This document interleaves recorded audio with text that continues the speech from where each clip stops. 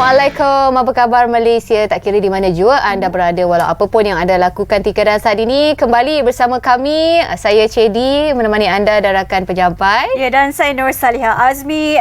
Seperti biasa hari ini bersama dengan kami sekali lagi di Apa Khabar Malaysia, edisi hari Khamis 6 November. Pastinya kita bersiaran secara langsung di Wisma Bernama TV dan di Astro 502. Tapi yang menarik hari ini, pakaian kita hijau dan kuning, maksudnya bersedia dan jalan terus. Merahnya mana? Tunggu. Okey, baiklah. Banyak pengisian selama 1 jam seperti biasa, padat sungguh hari ini. Sebelum kita buka portal bernama.com, kita highlight sikitlah antara yang akan kami ketengahkan pada hari ini. Kita akan bercakap tentang satu program yang akan diadakan oleh Jabatan Muzium Negara. Juga kita akan bersama dengan tetamu istimewa yang akan bercakap tentang kita selalu kadang-kadang kita tak terfikir kebanyakannya di Kuala Lumpur ataupun di Lembah Kelang ni rata-rata penduduknya tinggal di bangunan bertingkat ataupun rumah bertingkat-tingkat. Jadi sejauh mana tahap kepekaan kita, selamat tak kita tinggal di bangunan tinggi ni?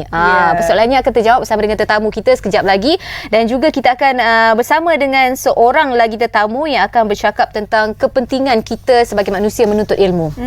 Dan itu di antara beberapa perkongsian yang bakal kami bawakan kepada anda di Apa Khabar Malaysia. Tapi yang pastinya di pagi ini kita ingin kongsikan juga perkembangan berita semasa, dan pastinya kita nak mulakan dengan sesuatu yang cukup menarik dahulu berkenaan di sempadan Malaysia Thailand. Kabarnya Polis Kelantan bakal menggunakan drone yang canggih bakal kekal jenayah di sempadan Thailand dan juga Malaysia. Apa ceritanya ini? Polis Kelantan akan menggunakan drone berteknologi canggih bagi membantu menangani masalah jenayah rentas pada Malaysia Thailand dalam masa yang terdekat ini. Jadi Ketua Polis Kelantan Datuk Muhammad Yusof Mamat berkata pihaknya sedang mendapatkan kerjasama daripada Pasukan Gerakan Udara Bukit Aman berhubung perkara ini. Kegunaan drone berteknologi canggih ini juga pastinya dapat menangani masalah penyeludupan termasuk dadah, barang kawalan dan juga barang-barang tidak sah yang keluar masuk dari Kelantan. Jadi kegunaan drone berteknologi canggih itu pastinya dapat mengatasi jenayah rentas padan dari Sungai Golok sehingga ke Pengkalan Kubur dalam jarak-jarak kira-kira 100 km dengan 27 pos statik. Pastinya juga dikabarkan drone berteknologi canggih ini juga dapat membantu di antara Malaysia, Thailand dan juga negara jiran seperti Laos. Contohnya untuk keadaan-keadaan situasi monsun dan juga pada waktu keadaan banjir. Jadi saya kira kerjasama di antara negara-negara ini juga membantu dalam penggunaan drone tersebut. Dalam masa yang sama juga dapat membantu dan mengurangkan isu jenayah di antara kedua-dua negara. Baik, dari Kelantan kita beralih ke Melaka. Anak Melaka mempersembahkan Okey, ini berkaitan dengan satu usaha yang sedang digerakkan. Melaka bercadang untuk buka konsortium usaha tanah sawah terbiar, di mana dalam usaha meningkatkan pengeluaran padi dan beras di negeriku, kata Esko Kemajuan Desa, Pertanian dan Keterjaminan Makanan Melaka, Datuk Dr. Muhammad Akmal Saleh, memberitahu konsortium tersebut akan ditubuhkan di bawah anak syarikat kerajaan negeri bagi membangunkan semula tanah sawah terbiar, dan konsortium itu akan membangunkan semula tanah-tanah sawah tersebut supaya keterjaminan makanan dalam bentuk padi dan beras akan bertambah dan berterusan. Terdapat 1,500 hektar keluasan sawah padi di Melaka dan mungkin ada beberapa ratus hektar masih lagi terbiar. Jadi ianya satu kerugian untuk hasil negeri dan juga negara kalau kita biarkan begitu saja. Menerusi kaedah itu juga, ia akan memberi keuntungan lebih banyak kepada pesawah jika tanah pertanian tersebut diusahakan dengan skala besar. Ini sesuatu usaha yang saya kira bagus, bukan sahaja dapat membantu meningkatkan ataupun menambah ekonomi negeri sahaja, malah membuka peluang kepada anak tempatan ataupun anak Melaka sendiri.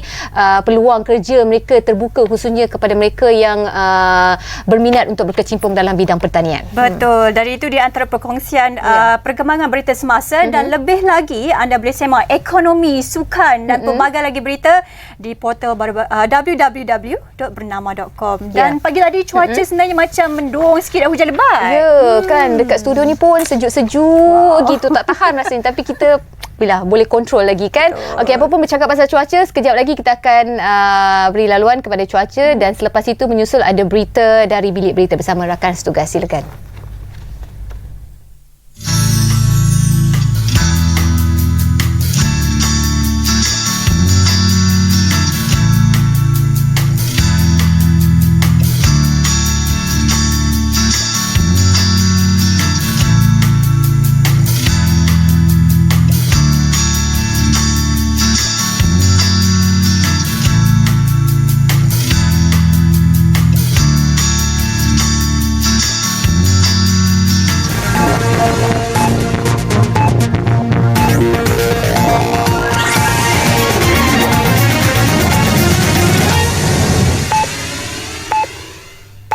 Selamat pagi dari Bilik Berita bersama saya, Helina Pelavi. Polis Diraja Malaysia PDRM perlu lebih proaktif dalam menangani isu salah laku jenayah, terutamanya melibatkan anggota dan pegawai tanpa menunggu tindakan daripada agensi lain. Timbalan Ketua Polis Negara Datuk Seri Ayub Han Maidin PC berkata, tindakan pantas itu dapat memperkukuh profesionalisme serta accountability dalam kalangan anggota yang penting bagi memelihara imej dan kredibiliti PDRM sebagai institusi penguatkuasaan yang berintegriti tinggi. Tak ada istilah kecil ke besar ke jumlah, tapi yang penting kita kena ambil tindakan proaktif. Jangan tunggu. Bagi saya yang saya katakan tadi, kalaulah kita SPRM yang tangkap misalnya satu kekilapan pihak kita, mana kita tak dapat kesan, kenapa SPRM yang dapat kesan nak tangkap? Kelemahan kita lah, bagi saya lah. Lepas tu kalau boleh, saya nak kita polis ambil tindakan. Beliau ditemui selepas berucap pada sambutan Hari Integriti Peringkat Negeri Sembilan di Kelana Resort di Seremban pada Selasa. Dalam pada itu, Datuk Seri Ayub Han berkata seramai 831 pegawai polis dikenakan tindakan tata tertib sepanjang tempoh Januari sehingga September tahun ini. Daripada jumlah tersebut, sebanyak 745 adalah kesalahan integriti. 7 pegawai dikenakan tindakan akibat kesalahan rasuah, dadah 38, jenayah 31 dan syariah 10. Orang ramai diingatkan untuk sentiasa peka dengan keadaan cuaca semasa dan mengikut arahan pihak berkuasa demi keselamatan diri serta keluarga berikutan musim tengkujuh yang dijangka bermula hari ini sehingga tahun depan. Timbalan Perdana Menteri Datuk Seri Dr. Ahmad Zahid Hamidi berkata orang ramai juga perlu cakna dan bersiap siaga sebaiknya bagi menghadapi sebarang kemungkinan. Menerusi catatan di Facebook, Datuk Seri Ahmad Zahid yang juga pengerusi Jawatan Kuasa Pengurusan Bencana Negara berkata beberapa episod hujan lebat mungkin mengakibatkan banjir terutama di kawasan rendah dan berhampiran sungai di negeri-negeri pantai timur Semenanjung, Sarawak dan Sabah. Maklumat mengenai keadaan cuaca dan amaran bencana terkini boleh didapati dari laman web rasmi Jabatan Meteorologi Malaysia. Pada 1 November, Ketua Pengarah Met Malaysia Dr. Muhammad Hisham Muhammad Anib menerusi kenyataan memaklumkan Monsun Timur Laut MTL 2024-2025 atau musim tengkujuh dijangka bermula pada 5 November dan berterusan sehingga Mac 2025. Semasa fasa awal MTL dari November hingga Disember, episod hujan lebat dijangka berlaku di Kelantan, Terengganu, Pahang, Johor, Sarawak dan Sabah. Pada Januari hingga Februari 2025 pula, negeri yang lebih berpotensi untuk berlaku episod hujan lebat adalah di Pahang, Johor, Sarawak dan Sabah. Kementerian Pengangkutan kini menjadikan inisiatif Fly Siswa yang menawarkan subsidi tiket penerbangan kepada pelajar Universiti Awam bagi laluan domestik antara Semenanjung Malaysia, Sabah, Sarawak dan wilayah Persekutuan Labuan sebagai inisiatif tahunan. Menteri Pengangkutan Anthony Luke berkata, keputusan tersebut dicapai dalam mesyuarat Jemaah Menteri pada 3 September lepas. Usaha itu memperlihatkan kesungguhan kerajaan untuk mengukuhkan integrasi wilayah antara Semenanjung Malaysia, Sabah, Sarawak dan wilayah Persekutuan Labuan. Inisiatif ini bertujuan mengurangkan beban kewangan mahasiswa yang ingin pulang ke kampung halaman, terutamanya mereka yang tiada pilihan mod pengangkutan selain penerbangan. Untuk tahun 2025, subsidi tiket penerbangan termasuk inisiatif Fly Siswa dan subsidi tiket musim perayaan telah dimasukkan ke dalam belanjawan 2025 dengan anggaran perbelanjaan sebanyak 48 juta ringgit. Tahun ini seramai 52,030 mahasiswa layak menerima manfaat subsidi ini merangkumi 22,226 pelajar dari Sabah dan 19,171 pelajar dari Sarawak. Subsidi itu dilaksanakan melalui kaedah pemberian kredit Shell di mana syarikat penerbangan tempatan akan mengeluarkan baucer digital bernilai RM300 kepada setiap pelajar yang layak. Baucer tersebut boleh ditebus bagi pembelian tiket penerbangan laluan domestik antara Semenanjung Malaysia, Sabah, Sarawak dan wilayah Persekutuan Labuan. Sekian dari Bilik Berita, salam hormat.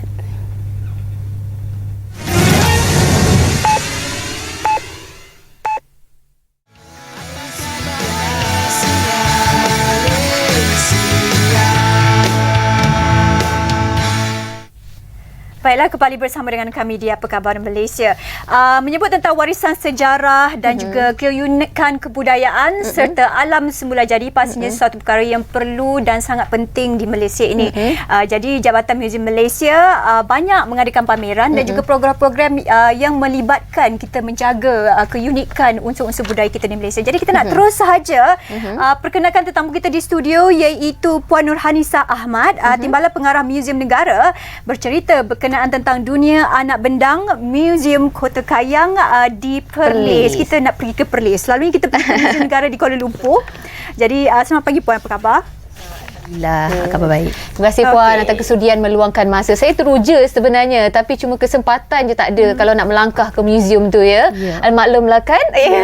Panjang cerita nanti. Okey, baik Puan, kita tahu di Jabatan Muzium Malaysia ni memang aktif, rancak dengan pelbagai aktiviti, khususnya seperti yang Salihah katakan tadi, program-program yang berunsurkan warisan sejarah, seni budaya dan juga alam semula jadi. Mungkin setakat ini Puan melihat bagaimana penerimaan, pemahaman orang luar terhadap bila pergi muzium, oh inilah muzium, oh ini sebenarnya muzium, peranan dan fungsi muzium itu sendiri.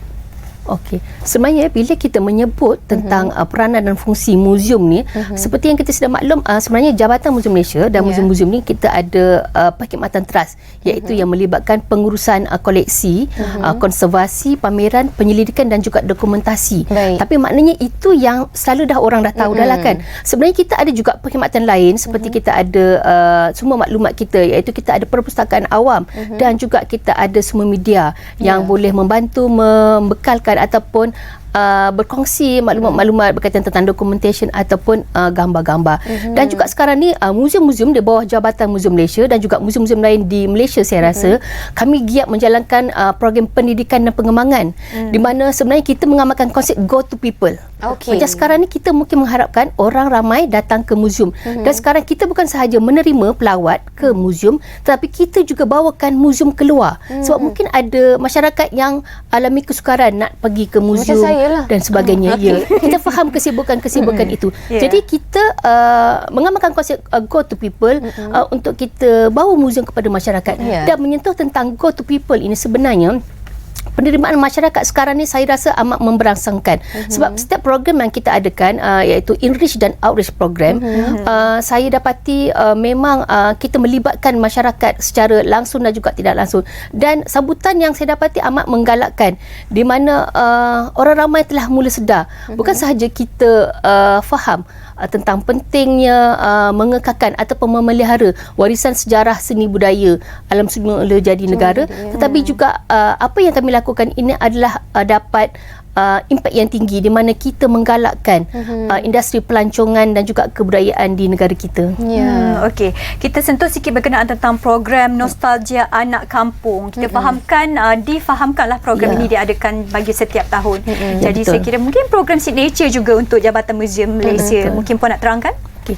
Kalau kita sebut tentang Nostalgia Anak Kampung ni, sebenarnya telah bermula pada tahun 2016 di Muzium Negara, dan setiap tahun kami menampilkan tema-tema tertentu. Di mana sebelum ni kita ada tema kenduri kendara, di mana kita nak memperlihatkan bagaimana orang-orang kampung dulu buat kenduri kendara dengan rewangnya, dengan pelamin lamanya. Kemudian tahun lepas kita ada tema rentap adu dan laga, di mana diinspirasikan oleh permainan tradisional pelbagai kaum lah, Melayu, Cina, India, orang aslinya.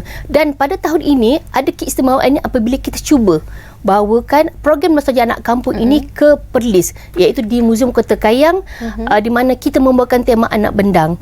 Dan program ini sebenarnya bermula pada 15 hingga 17 November 2024 lah.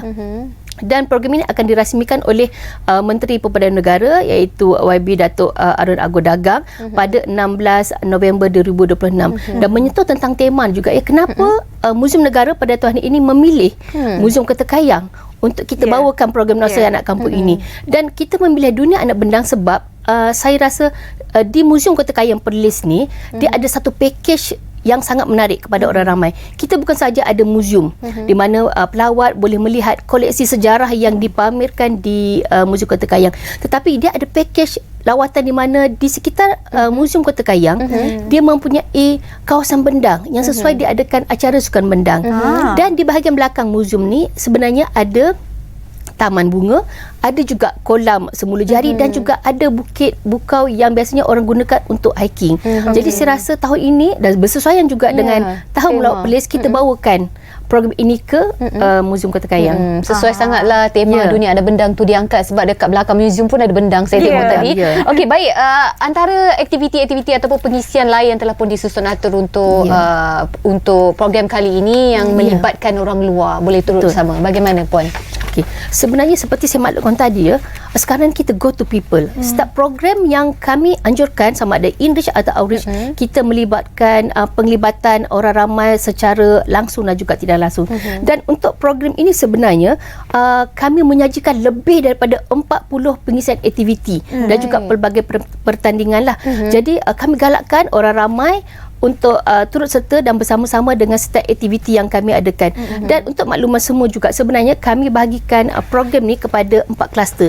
Yang pertama, kita ada kluster zon pameran, jualan dan perkhidmatan, di mana kita ada perkhidmatan agensi-agensi pemeriksaan kesihatan. Kita ada jualan rahmah. Biasanya jualan rahmah ni memang mendapat sambutan lah. Dan kita ada juga program-program lain di zon lain. Itu kita ada zon pentas.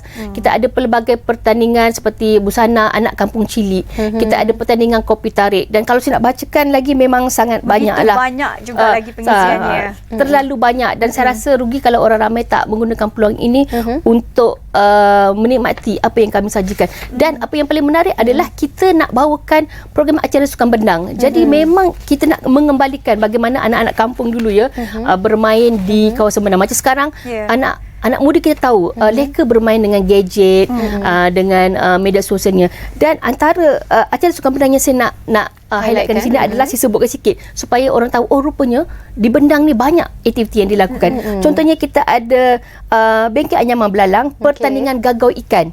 Kita ada juga pertandingan lari dalam bendang, mencipta orang-orangan, tangkap itik, tarik tali bendang, geret bendang, serka ikan, bola sepak bendang dan banyak lagi lah.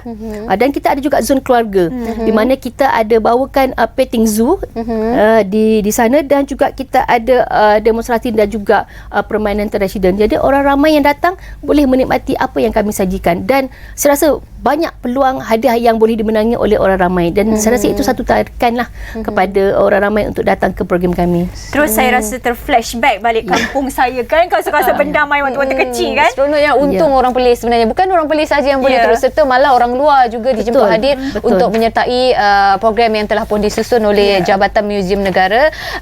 Baik Puan, seronok juga sebenarnya. Saya antara yang memang dalam semua hidup tak pernah masuk bendang lagi. Kena cuba, sebenarnya banyak benda kat situ. Okey, saya teruja sebenarnya, bila akan berlangsung program ini Puan? Program ni sebenarnya kita bermula 15 November hingga 17 November 2024. Dan pelaksanaan pada 16 hari bulan. Dan kami memang saya rasa memang saya serulah kepada orang ramai untuk datang, sebab kita ada pelbagai program dan juga pertandingan yang menarik. Dan satu lagi, kita ada program bermalam di muzium di sana juga, di mana kita buka kepada, sebelum ni kita buka kepada pelajar sekolah menengah sebenarnya. So kali ni dia punya keistimewaan adalah kita buka kepada belia-belia untuk bersama-sama dengan kami, bukan sahaja melibatkan diri dalam program yang dianjurkan, tetapi juga bermalam di muzium. Jadi itu satu yang saya rasa menarik bagi diorang merasa feel duduk di muzium kan, macam tu. Dengan macam-macam signature dan pameran tu semua, mesti ada perasaan dan feel yang berbeza kalau bermalam di muzium. Jadi Puan, kat mana kita nak dapatkan maklumat ataupun berkenaan tentang program ini? Okey, kepada orang ramai yang ingin mendapatkan maklumat, bolehlah layari laman web Muzium Negara dan juga laman web Jabatan Muzium Malaysia. Dan juga kami ada Facebook dan Instagram Muzium Negara Rasmi, dan juga Facebook dan TikTok Muzium Kota Kayang. Ada TikTok juga. Ada dan ikuti semua informasi yang telah pun disediakan oleh Jabatan Muzium Malaysia. Sedikit harapan Puan untuk program kali ini, bagaimana, adakah ianya diharapkan lebih baik daripada sebelum ini punya program? Silakan Puan. Jadi harapan saya lah, sebab program Nostalgia Anak Kampung ni kita adakan hanya sekali setahun. Baik. Dan setiap tahun kita ada tema yang berbeza-beza. Jadi saya seru kepada orang ramai untuk sama-sama mengunjungi Muzium Kota Kayang, sebab tahun ni kita bawa ke Kayang, kita lari sikit jauh daripada bandar. Sebab kita nak membawa dan membangkitkan betul-betul nostalgia anak kampung, dan kita bawakan tema Dunia Anak Bendang supaya generasi sekarang, generasi muda memahami bagaimana keperitan orang dulu berada di kampung dan di bendang khususnya. Dan ini adalah tujuannya untuk kita meningkatkan kembali jati diri kita, asal-usul kita, supaya kita lebih faham apa yang telah dilalui oleh nenek moyang kita. Jadi gunakan peluang ini untuk sama-sama kita menyertai program Nostalgia Anak Kampung, Dunia Anak Bendang di Muzium Kota Kayang Perlis. Ya, dan pastinya membawakan tema Dunia Anak Bendang kepada sesiapa, contohnya Cik lah tak pernah pergi ke bandar juga, dan rasai pengalaman itu sendiri. Pasti saya kira best juga nak join bersama dan kena stay untuk tidur di sana. Itu pun saya nak rasa sebenarnya, tapi tak pernah ada peluang. Tapi tak apa, itu semua alasan ya, Chat ya. Apapun sekali lagi, khususnya bukan sahaja warga Perlis, malah anda yang mungkin berminat ataupun merancang untuk ke Perlis kan, bercuti di sana, kenapa tidak untuk menyertai program yang dianjurkan oleh Jabatan Muzium Malaysia, iaitu Dunia Anak Bendang di Muzium Kayang Perlis. Baik. Itu saja masa yang kita ada. Nampaknya terima kasih banyak kepada tetamu kita pada hari ini atas kesudian meluangkan masa, Puan Nur Hanisah Ahmad selaku Timbalan Pengarah Muzium Negara. Baik, insya-Allah kita jumpa di lain kesempatan. Kita nak berhenti rehat seketika, jangan ke mana-mana. Kembali di Apa Khabar Malaysia. Kembali selepas ini.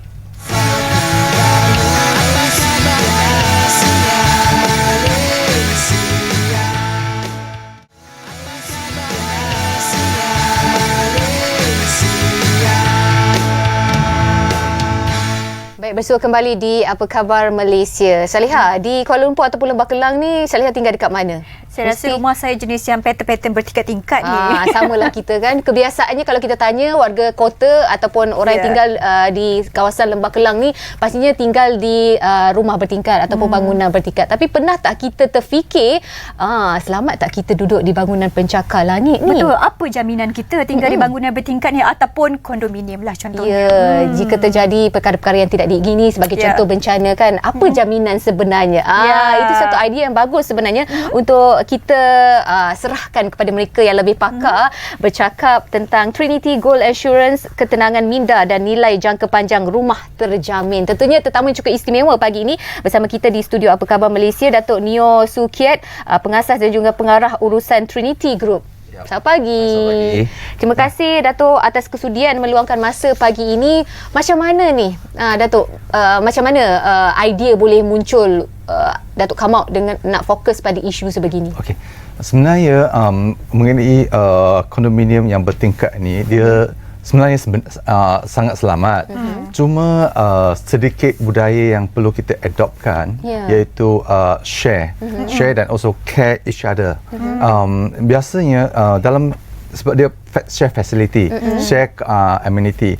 Jadi sedikit masalah yang akan muncul ialah apabila menghadapi pipe choking, pop-up tiles, and also sedikit perkara kecil. Kita memang dalam design bangunan ni telah mempunyai engineer yang pakar engineer yang berqualified untuk design the structure, infrastructure yang mencukupi. Tetapi ada sedikit apabila menghadapi strata bertingkat ni, jadi ada sebahagian culture Malaysia kita masih dulu dari rumah teras kan. Jadi kita apabila bertingkat, kita ada kena berubah sedikit. Contohnya penggunaan tandas. Jadi kita perlu gunakan barang-barangan yang lebih correct products, yang berkualiti, yang berkualiti, yang lebih sesuai. Dan juga kena share facility. Kita kena selain daripada kita untuk jaga, kita kena jaga neighbor juga. So it's lebih berkongsi lah. Jadi masalah yang timbul ialah mungkin dari segi kekurangan pakar yang boleh menyelesaikan masalah apabila menghadapi penyelenggaraan. Jadi dia sebab dia high rise kan, dia perlu lebih sedikit teknologi dan juga fasiliti ataupun tools yang untuk menyediakan ni.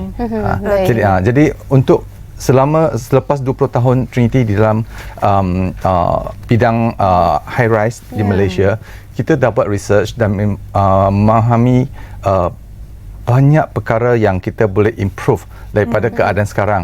Jadi setiap projek yang kita bawakan akan membuat penambahan. Baik Datuk, satu perkara yang begitu menarik hari ini kita nak diskusikan dan kongsikan berkenaan tentang goal assurance. Bagaimana program ini dan juga ianya memberi sesuatu pengembangan kepada kumpulan Gold Trinity itu sendiri. Okey, selama yang saya beritahu tadi, selama 20 tahun kita membuat research dan juga pembangunan. Yang kita memahami pembeli kita, kita nak memberikan freedom dan juga luangkan worried, less worried kepada kita punya pelanggan daripada cabaran-cabaran yang akan menghadapi. Jadi kita membuatkan penambahan untuk membuat deferred liability period. Kita tambahkan daripada biasa 24 bulan, kita buat kepada 36 month. Dan juga the gold insurance also kita warranty daripada pop-up tiles yang kita buat daripada biasa 2 tahun kita kepada 5 tahun. Dan juga dari segi roofing dan design, leaking is a main issue that we were in high rise sebab dia tinggi kan. But we have warranty for 10 years. So dan dari segi design kita making a double layers to cover on that. So it's a double protection on that. Dan dari segi sebelum kita membuat penghantaran kepada deliver to our buyer, we have do all this checkpoint. We have a standard checkpoint of 10 point checking area on the macam kita beli kereta dah agak checking on this thing. So this is the upgrading thing that we are doing. Dulu kata masa kita beli kereta warranty cuma 1-2 tahun kan, then now get 5 years. So we are improve on that to give our assurance to our buyer that we are improving, we are giving them a better thing that compared to the standard guideline daripada kerajaan. Kerajaan only 24 months but we giving more. So this is a better assurance to our buyer. Okey, baik, menyentuh tentang cabaran tadi Datuk ada katakan apa cabaran yang biasa dihadapi oleh pemilik-pemilik rumah strata ni ataupun kondominium bertingkat tinggi ni, khususnya di Lembah Kelang dan Kuala Lumpur yang berkaitan dengan kualiti pembinaan dan kos-kos penyelenggaraan. Kualiti pembinaan dari sebenarnya kita ada sedikit dah improve dah banyak improve. Dari cabaran sekarang yang kita hadapi is did not have many experienced workers after the pandemic. Mereka dah balik kan. Dan apabila balik dan juga baru-baru last 2 years we facing the ringgit Malaysia yang weakening. Jadi this foreign worker yang ada experience tak balik ke sini, so then we get a new one. So this why the cost the quality a little bit drop. But I think Reda and also our company Trinity, we are also doing very much to improve and retrain the new staff ini pekerja yang baru untuk tambahkan untuk menaikkan baik mutu mereka. Pastinya Datuk seorang yang begitu berpengalaman dalam industri pembinaan dan juga bidang hartanah saya kira Jadi bagaimana pendapat anda dari segi loophole ataupun kekurangan dalam industri pembinaan dan bidang hartanah di Malaysia ini khususnya? Kekurangan. Saya rasa buat sekarang kita dalam satu industri yang banyak regulated dari segi hartanah. Contohnya dalam projek yang kita buat yang ni macam Trinity Rainforest yang kita baru-baru nak launch ni, kita telah membawa ini co-insurance ke dalam projek ini dan mempunyai this warranty. So projek ini kita selain daripada kita mempunyai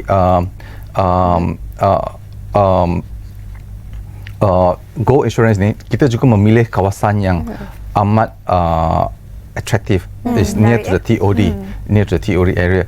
Dan sebagai developer yang bertanggungjawab, kita juga mengikut segala akta HTA Act yang telah ditentukan oleh KPKT. Jadi inilah satu jaminan dan juga satu kawalan kepada developer dan juga pembeli. So inilah satu menjadikan satu bridge yang telah memberi assurance kepada dua-dua pihak. Dan selama ini saya rasa kes-kes Malaysia yang mempunyai isu dari segi abandon dah dikurangkan. Kita berbanding dengan dulu. Dulu I think a lot, but now sekarang kita tak ada masalah kata terbengkalai, tapi sekarang orang kata dah lebih banner kan. So it's a more built. So this thing that we have improved. So we have sufficient houses at the moment. This thing. Okey, mungkin Datuk boleh kongsikan mungkin antara contoh-contoh bagaimana program Gold Assurance ini dilaksanakan dalam perkembangan utama kumpulan Trinity itu sendiri. Okey. Buat sekarang ini yang kita katakan kita dah brandkan Gold Assurance ini ke dalam projek yang baru ini namanya Trinity Rainfora TOD di Bandar Kindara, dan kita menambahkan awareness kepada publicity dan juga projek ini adalah terletak dekat kawasan di TOD di kawasan stesen LRT, dan selain daripada itu kita membuatkan amenity yang sangat saya dikatakan sebagai mewah, affordable lah kepada public. Alright. Kita sentuh kembali berkenaan tentang program Go Assurance ini, Datuk ya. Jadi apa mungkin rancangan dalam mengekalkan dan juga mengembangkan lagi program ini, pastinya bagi membantu memberikan jaminan yang lebih buat pembeli kondominium ataupun bangunan bertingkat di Malaysia ni. Sorry, can jaminan mungkin perancangan daripada Trinity Group sendiri. Okey, buat sementara ini kita yang tadi kita katakan kita memberikan 10 years warranty for the roofing, 5 years for the tiles, and 36 months for the infrastructure setting. So this one we are giving that kita bagi mereka dapat pembeli kita satu perasaan confident kepada mutu pembangunan projek kita, dan juga bagi mereka satu free of mind lah, free of mind kepada mereka. Okey, jadi jaminan juga pada pembeli dan juga di antara developer. Sedikit yang terkini daripada Trinity Group, apa projek ataupun program yang sedang digerakkan, mungkin ada yang berminat di luar sana muka mata untuk terlibat sama. Buat sementara ni kita dah buat yang Trinity Rainfora, dan the next project kita akan buat satu lagi Trinity Sensoria berdekatan dengan Jalan Ampang. So then we also have purchase satu tanah di Federal Highway berdekatan dengan the second encouragement. So that will be the big project. Projek yang besar akan dibangunkan di Klang Valley. Ini ada yang kita akan sampaikan, dan hopefully this one will akan bawa sedikit perubahan kepada landscape pembangunan di negeri Selangor. Pastinya kita nak tahu juga apa harapan Datuk berkenaan tentang Gold Assurance program sini daripada kumpulan Trinity. Saya berharap Gold Assurance ini dapat membawakan satu peningkatan kualiti pemaju kepada pembeli, dan pembeli dapat menikmat penambah baik kualiti dan usaha-usaha pemaju yang kita berikan, dan buyer we can enjoy on that. Pastinya kepada semua pembeli-pembeli hartanah dan juga kondominium contohnya, kita bukan saja nak membeli hartanah, tapi kita perlu ada juga jaminan dalam pelaburan yang kita lakukan kan. Saya rasa berminat untuk projek terbaru ni. Saya gambar tadi kat mana untuk kita dapatkan maklumat berkaitan dengan Trinity? Bolehlah layarkan kepada trinitygroup.com.my yang kita adakan paparan di dalam. trinity.com.my. Baik. Ada mungkin sedikit penambahan daripada Datuk sendiri, mungkin aktiviti ataupun program turun padang ke untuk berjumpa mereka yang mungkin ialah kadang-kadang kita sign up ataupun kita nak terlibat sama menerusi online, tak berjumpa, agak ragu-ragu juga kan. Mungkin ada program untuk berjumpa dengan para pembeli mungkin? Ya, pembeli pelanggan. Memang kita dapat perjumpaan dengan pembeli, dan juga kita mempunyai satu defect team yang strong untuk handle. So at the moment is coming up pada bulan next week. We have one launching new project. It's called Trinity Sensoria. That is will be in Ampang. Then yang ada minat, then please log in and make to our website. Then we can show you where is the location. So please come to support us as well. And I think we will mutually support. We hope that this event boleh membeli lebih keterangan yang lebih lanjut kepada mengenai co-insurance dan juga Trinity Group kepada orang awam dan minta memberikan satu improvement informasi pada industri ini. Baik, okey. Dan mungkin secara ringkas juga kita nak buka ruang kepada Datuk sendiri bercerita tentang Trinity. Apa keistimewaan dan keunikan anda berbanding pesaing-pesaing lain di luar sana? Okay. Mengenai Trinity is a very Trinity adalah satu kumpulan developer yang sangat care kepada pembeli-pembeli. Buat sampai sekarang Trinity selama 20 tahun kita tiada case yang case dengan pembeli. Semua pembeli yang kita dapat is happy and tak ada sampai tribunal kita pun macam mana nak selesaikan di luar tribunal. So this is the thing. So because the customer is become a first priority kepada kami. Dan sebab pembeli rumah adalah satu komitmen yang besar kepada individual. So then we need to make sure that all our buyer are happy to what we deliver because they spend their lifetime money. And they trust to us. Seperti yang kita tunjukkan di visual itu, Datuk, banyak kemudahan yang disediakan facilities. Yes. Saya rasa satu hari nanti Wang Fang Day kita boleh terlibat sama. Pastinya.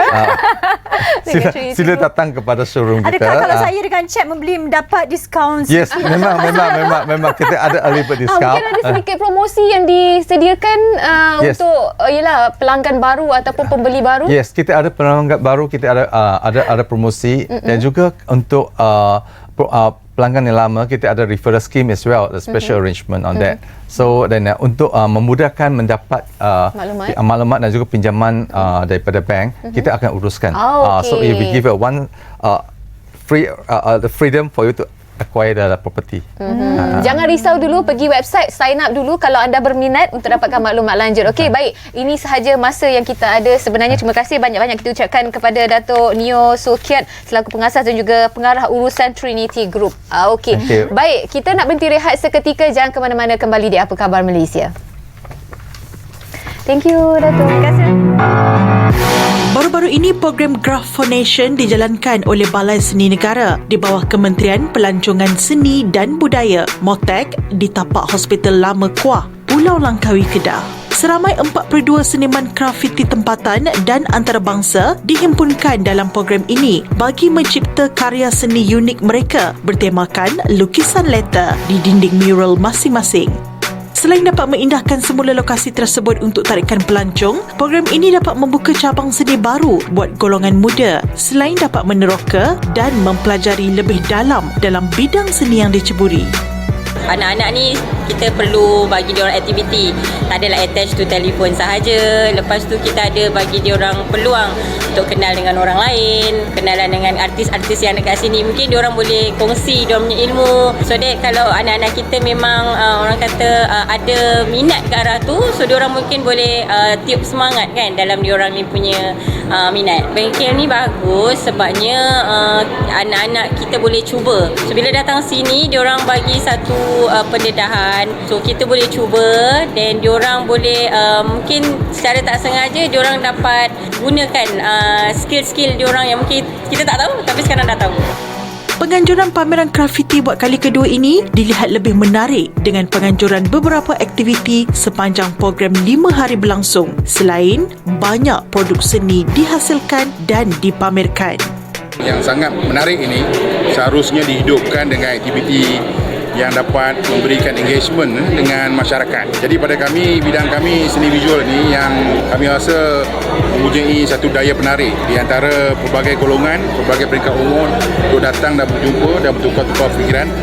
Program ini adalah interpretasi pameran seni kontemporari. Selain memartabatkan seni grafiti, ianya dilihat sebagai platform untuk membuka dan menyemarakkan pelbagai bidang karya seni yang jarang dilihat dan diketengahkan. Antaranya adalah seni rekaan mainan, seni arca dan seni lukisan, serta menggabungkan seni grafiti dan elemen budaya jalanan seperti streetwear, papan luncur, seni custom toy dan budaya kopi. Majlis perasmian program ini disempurnakan oleh ahli Lembaga Pengarah, Lembaga Pembangunan Seni Visual Negara LPSVN, Profesor Madya Dr. Jahlani Abu Hassan.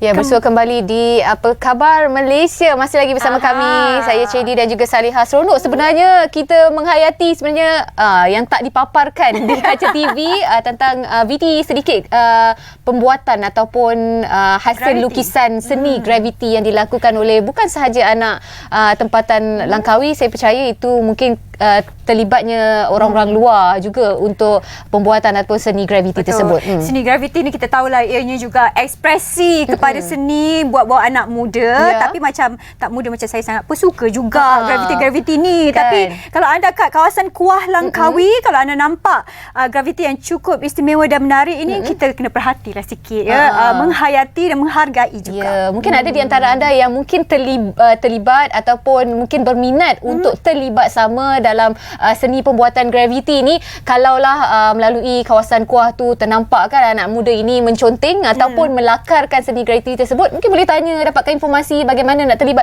Saya berminat benda-benda seni ni. Kalaulah saya ada di situ, mungkin saya akan terlibat sama. Tapi di kota Kuala Lumpur ni ataupun Lembah Kelang ni banyak sebenarnya program ataupun aktiviti seni graviti ni. Saya baru terbaca sebenarnya sejarah graviti ni merupakan sejarah dari zaman purba sebenarnya, dari tamadun Mesir, Yunani dan juga Romani. Kalau anda Google cari tahu, anda boleh kita dapat bezakanlah evolusi perubahan graviti sebelum zaman purba, semasa zaman purba dan sekarang ini bagaimana.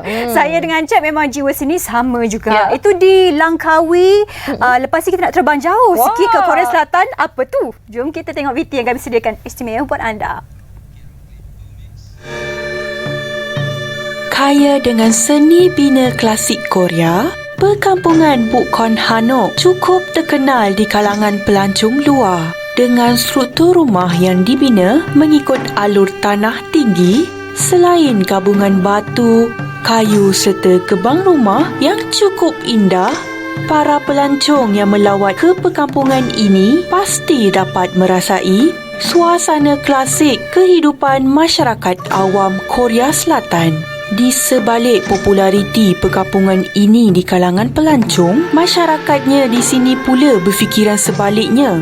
Kehadiran pelancong ke perkampungan mereka dilihat sebagai punca ketidaknyamanan mereka di situ. Hal ini berpunca daripada sikap segelintir pelancong yang membuat bising, membuang sampah selain menceroboh privasi penduduk di kawasan berkenaan.